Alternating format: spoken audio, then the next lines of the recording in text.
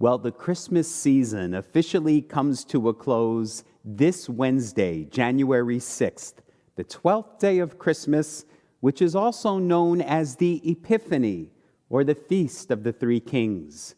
It's the day in which we celebrate the Magi, seeing the star of wonder in the night sky and allowing it to guide them to the location of the Christ.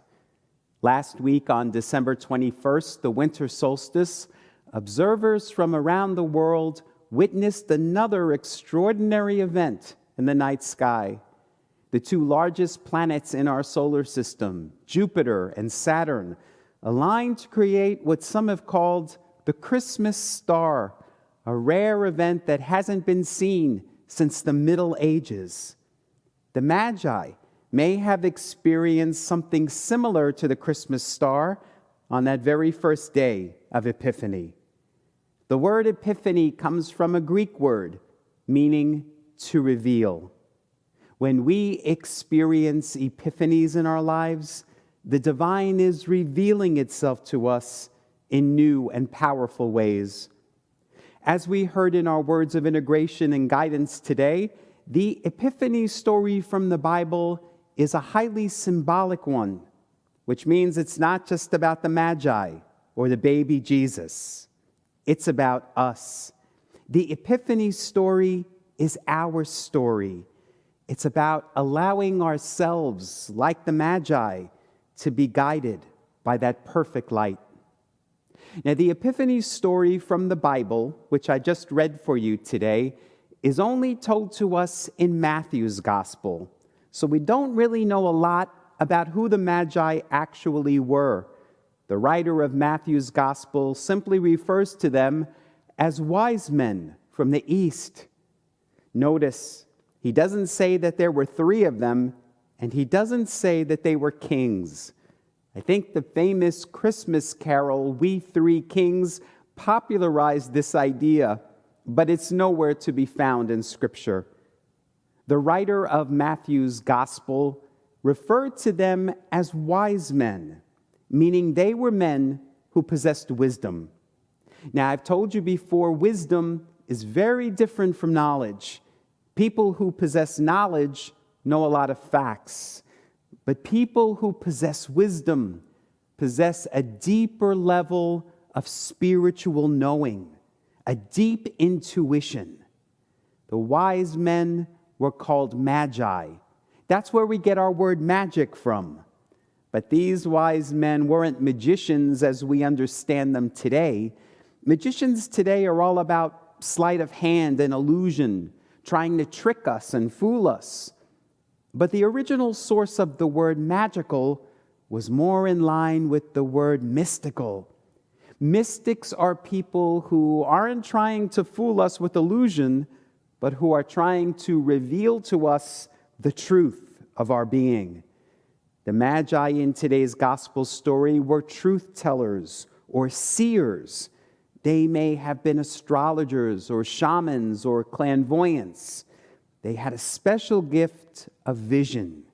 They could read the stars. They could see into the spiritual realm. And one of the things I love so much about the Epiphany story is that the Magi were from the East. They were foreigners. They were from different cultures, different religions.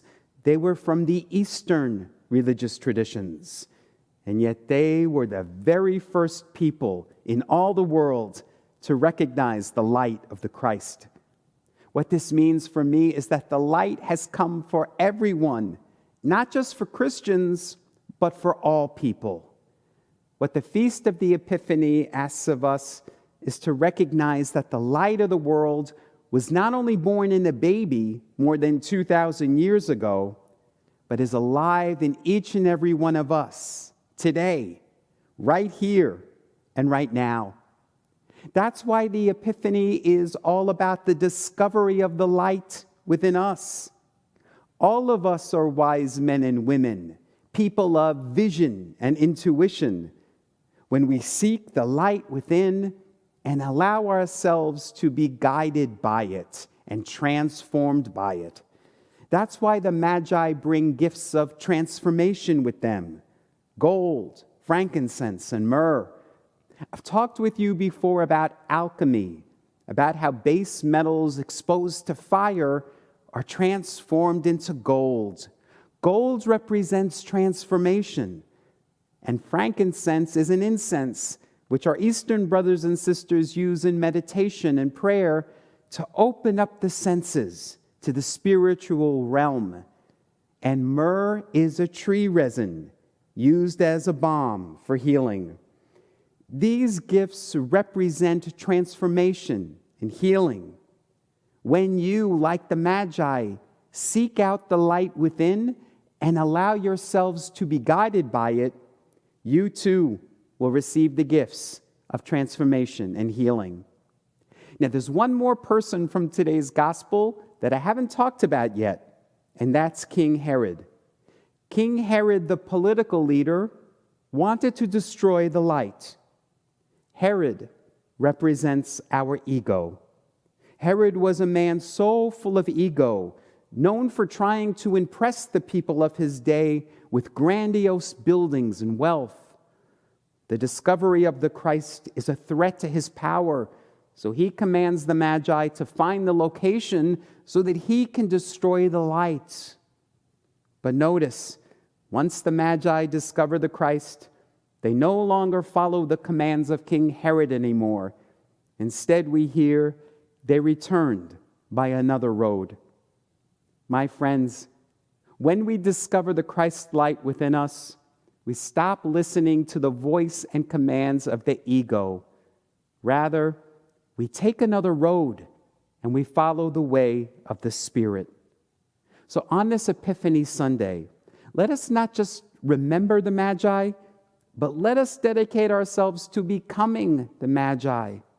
Like them, may we keep our focus on the star of wonder and allow ourselves to be guided by its perfect light of vision, intuition, and wisdom, the gifts of healing and transformation that are with us and within us. And like the Magi, let us keep watch this new year for all the many epiphanies, great and small, which God has in store for us in 2021. Namaste.